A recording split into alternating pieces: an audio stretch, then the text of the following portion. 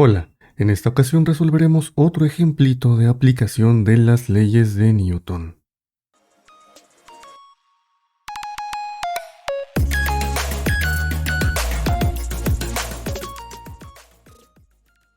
Muy bien, antes de comenzar este video les recomiendo muchísimo checar el video anterior donde vimos coeficiente de rozamiento estático para que entiendan algunas cosas de lo que va a suceder a continuación.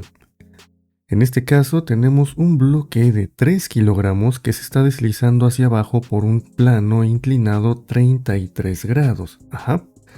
Nuestro bloque se mueve con una rapidez constante de 20 km por hora y se nos pregunta cuál es el coeficiente de rozamiento cinético que existe entre el plano y el bloque. El coeficiente de rozamiento cinético, que vamos a representar con esta letrita, mu sub k, o le podemos decir mu k, es una cantidad adimensional también, al igual que el coeficiente de rozamiento estático, que nos dice qué tan difícil es mantener a dos superficies deslizándose entre sí. ¿Cuál es la principal diferencia entre este coeficiente y el que vimos en el video anterior? Muy sencillo. El coeficiente de rozamiento estático aplica para cuando no se están deslizando las superficies. El cinético aplica para cuando ya se están deslizando. Ahora, en general, el coeficiente de rozamiento cinético suele ser menor que el coeficiente de rozamiento estático porque normalmente es más difícil comenzar a deslizar algo que mantenerlo deslizándose.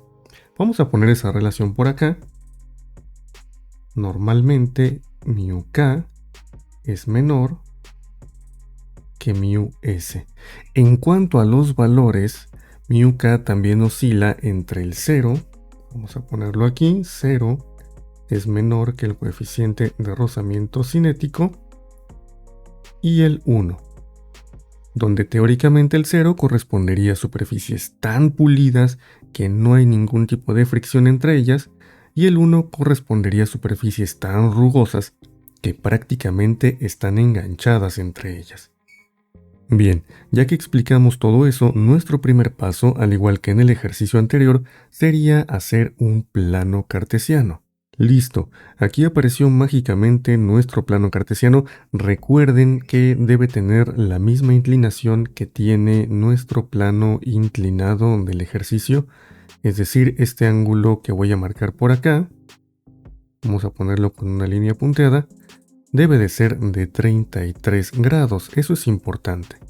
Que si lo pueden hacer sin inclinación, claro que se puede, pero sería un poquito más largo y más complejo el procedimiento, o al menos yo lo veo así. Si a ustedes les gusta de la otra manera, pueden hacerlo de la otra manera.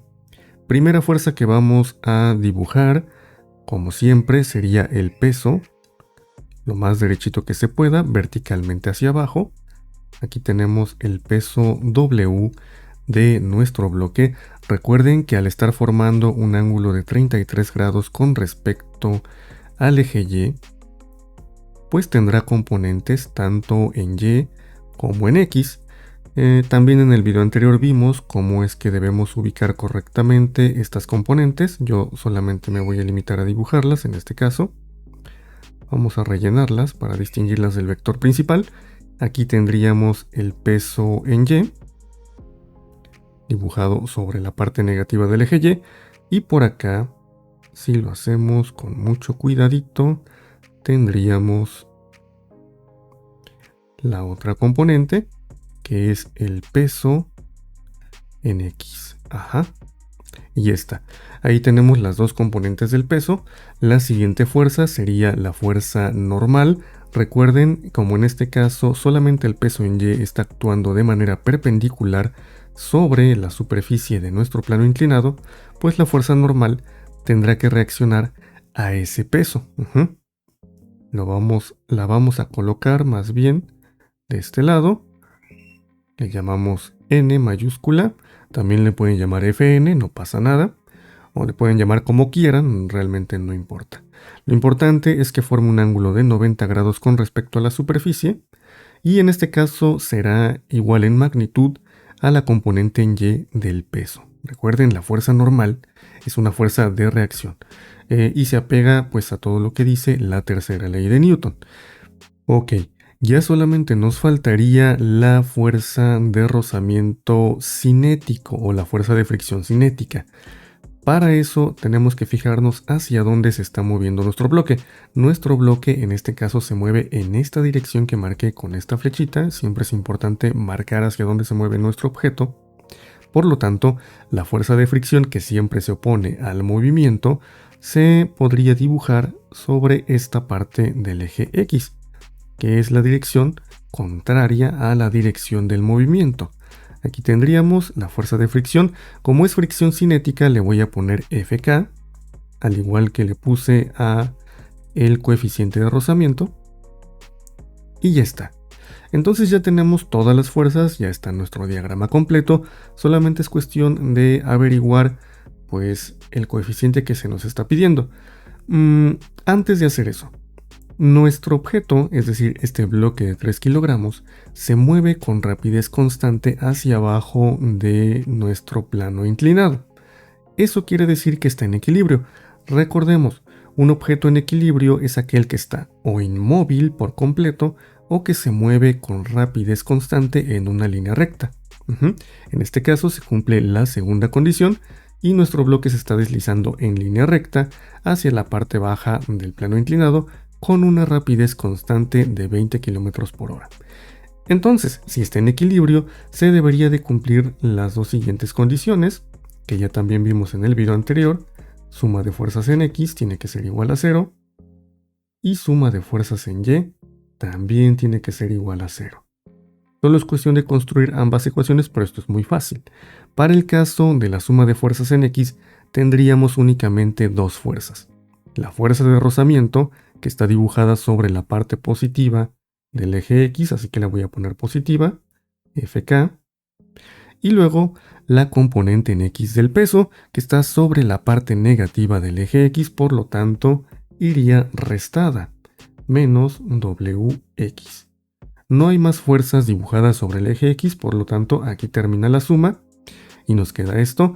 Para el caso de la suma en Y, también es muy sencillo, solamente tenemos a la fuerza normal, N, en la parte positiva del eje Y, y del otro lado, en la parte negativa, a la componente en Y del peso, WY, por lo tanto va restada. Listo. Ya tenemos las dos sumas, tanto en X como en Y.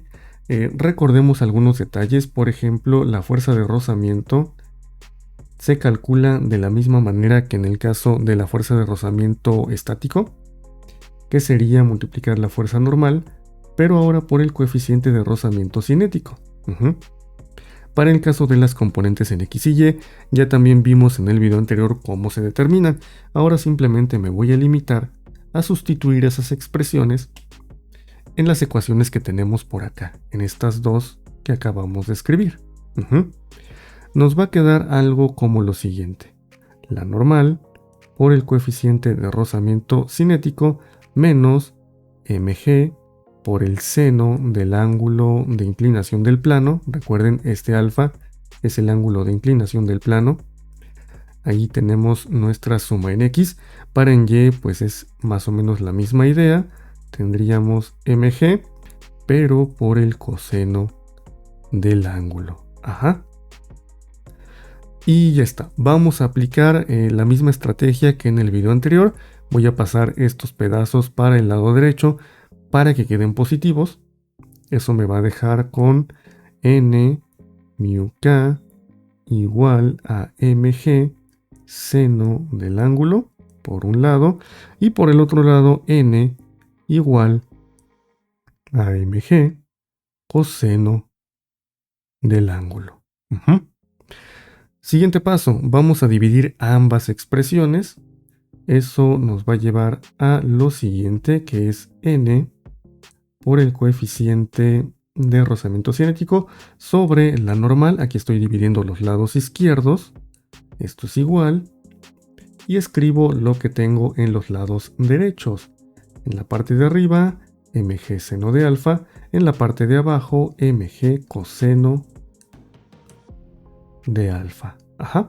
Se pueden hacer varias eliminaciones. Escogemos nuestro color rojo eliminación y desaparecemos la normal que está en numerador y denominador, desaparecemos la masa y desaparecemos la aceleración de la gravedad. ¿Qué nos va a quedar? Pues a lo que llegamos en el video anterior. Son ejemplos prácticamente idénticos. El coeficiente de rozamiento es igual al seno de alfa sobre el coseno de alfa, pero por trigonometría esto lo podemos reducir a la tangente de alfa. Voy a aprovechar para de una vez sustituir aquí. Tendríamos tangente, en este caso, de 33 grados. Y ya nada más es cuestión de tomar nuestra calculadora y anotar el resultado, la cual nos va a arrojar un resultado de más o menos 0.649. Recordemos, el coeficiente de rozamiento es una cantidad adimensional, es decir, no tiene unidades, simplemente es el puro numerito. Vamos a subrayar esta parte que sería nuestra respuesta. Listo, ahí quedó. Y bien, eso sería todo por este video. Espero que les haya servido mucho, que hayan aprendido bastante y nos vemos en el siguiente.